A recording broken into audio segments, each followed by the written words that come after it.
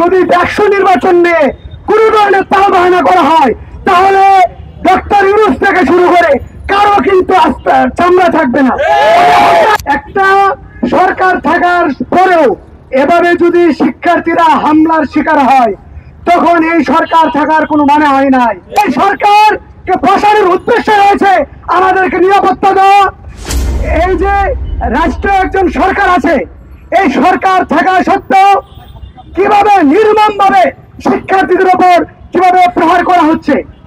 একটা সরকার থাকার পরেও এভাবে যদি শিক্ষার্থীরা হামলার শিকার হয় তখন এই সরকার থাকার কোনো মানে হয় নাই। এই সরকারকে বসানোর উদ্দেশ্য রয়েছে আমাদেরকে নিরাপত্তা দেওয়া, আমাদের জনগণের জানমালের নিরাপত্তা দিবে, আমাদের অধিকার রক্ষা করবে। কিন্তু আমরা দেখতে পেয়েছি বিগত দিন, গত শুক্রবার 29শে আগস্ট গণ অধিকার পরিষদের সভাপতি এবং ডাকসুর সাবেক পিপি জনাব নুরুল হক নুরের উপর রাষ্ট্রীয় বাহিনী, সেনাবাহিনী এবং পুলিশ বাহিনী নির্মম ভাবে কিভাবে প্রহার করেছে। ইতিপূর্বে কখনোই আমরা এমন ন্যাক্কারজনক ঘটনা দেখিনি। কিন্তু দুঃখজনক ব্যাপার হচ্ছে আজকে 3 দিন হয়ে গেল এখনো পর্যন্ত এর সাথে জড়িত কাউকে কোনো ধরনের শাস্তির আওতায় আনা হয়নি। আমরা কি ধরে নিব এর সাথে সরকার জড়িত, নাকি সরকার রাষ্ট্র চালাতে ব্যর্থ হচ্ছে? যদি সরকার ব্যর্থ হয় তাদেরকে এখনই গদি ছেড়ে জনগণের কাতারে আসার জন্য আহ্বান করব।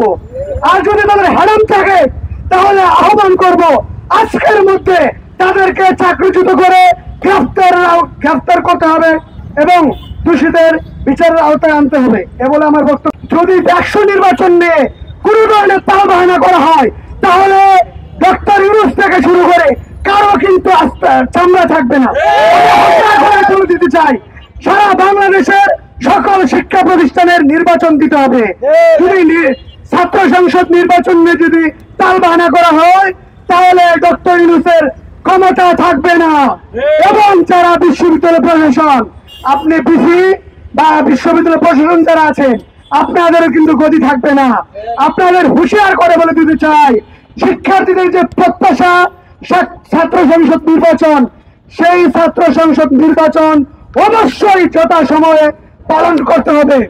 যদি আপনারা ছাত্র সংসদ নির্বাচন দিতে ব্যর্থ হন, বিশ্ববিদ্যালয়ের বিসি থেকে শুরু করে রাষ্ট্রীয় যারা দায়িত্ব আছে, আপনারা কাউকে আমরা ছাড় দিব না।